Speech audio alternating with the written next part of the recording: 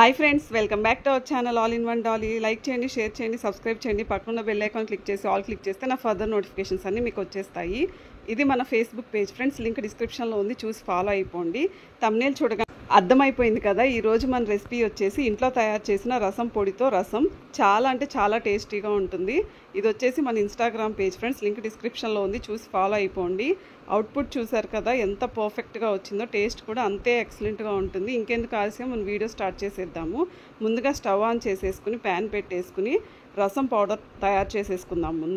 ముందుగా మనం కొంచెం కందిపప్పు తీసుకోవాలి.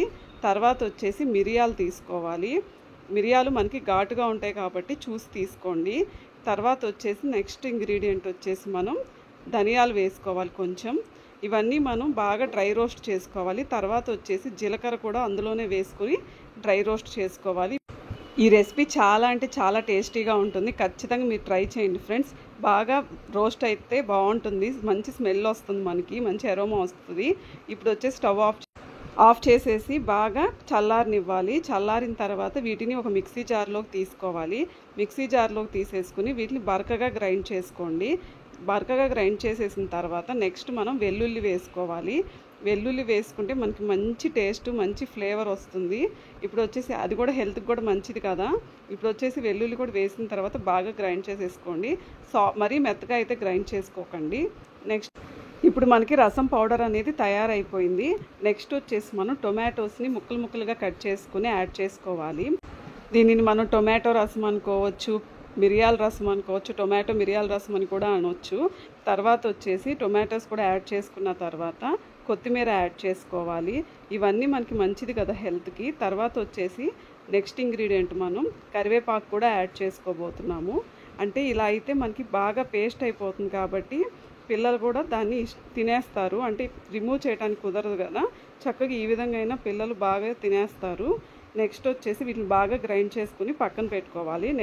నెక్స్ట్ స్టవ్ ఆన్ చేసేసుకుని ప్యాన్ పెట్టేసుకుని అందులోనే కొంచెం ఆయిల్ వేసుకుని ఆయిల్ కూడా హీట్ అయిన తర్వాత నెక్స్ట్ మనం కొన్ని ఇంగ్రీడియంట్స్ యాడ్ చేస్తాము. వీడియో ఎక్కడ స్కిప్ చేయకండి ఫ్రెండ్స్. రెసిపీ అయితే చాలా అంటే చాలా బాగుంటుంది. ఒకసారి ట్రై చేయండి మీరు. తర్వాత ఆవాలు వేసుకుని చిటపటలాడేసిన తర్వాత నెక్స్ట్ మనం జీలకర్ర కూడా యాడ్ చేసుకోవాలి. నెక్స్ట్ ఒకదాని తర్వాత ఇంగ్రీడియంట్స్ వస్తాయి, వీడియో ఎక్కడ స్కిప్ చేసుకోకండి. జీలకర్ర కూడా యాడ్ చేసుకున్న తర్వాత ఎండుమిర్చి వేసుకోవాలి. నెక్స్ట్ వచ్చేసి మనం వెల్లుల్లి తీసుకుని వెల్లుల్లిని కచ్చా పచ్చాగా దంచుకుని ఇందులోనే యాడ్ చేసేసుకోండి. కరివేపాకు కూడా యాడ్ చేసేసుకోవాలి. వీటిలన్నిటిని బాగా ఫ్రై అయిన తర్వాత ముందుగా మనం చింతపండుని నానబెట్టుకోవాలి. నానబెట్టేసుకుని పక్కన పెట్టుకుంటే నెక్స్ట్ ప్రాసెస్ మనం స్టార్ట్ చేసుకుందాము. ఇప్పుడు ఆల్రెడీ ఇవన్నీ ఇంగ్రీడియంట్స్ వేసిన తర్వాత వాటిని బాగా ఫ్రై అవనివ్వండి.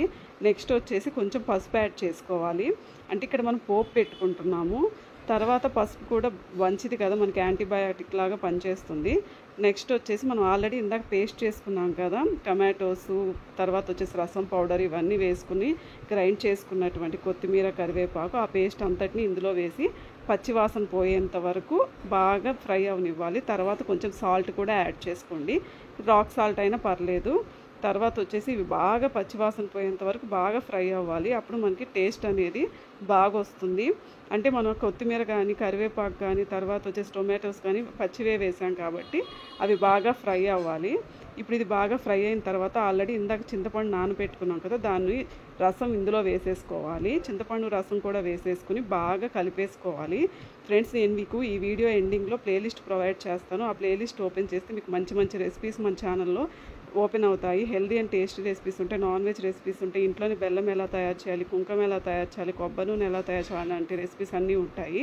ఇప్పుడు వచ్చేసి మనకు చింతపండు రసం కూడా ఉడికిపోయిన తర్వాత ఇలాగా బాగా మరగనివ్వాలి. మరిగిన తర్వాత స్టవ్ ఆఫ్ చేసేసుకుని ఒక బౌల్ తీసుకుని అందులో వేసేసుకుంటే రసం మనకి ఈజీగా తయారైపోతాయి. చాలా అంటే చాలా టేస్టీగా ఉంటుంది. ఖచ్చితంగా మీరు ట్రై చేయండి, ఖచ్చితంగా లైక్ చేయండి ఫ్రెండ్స్.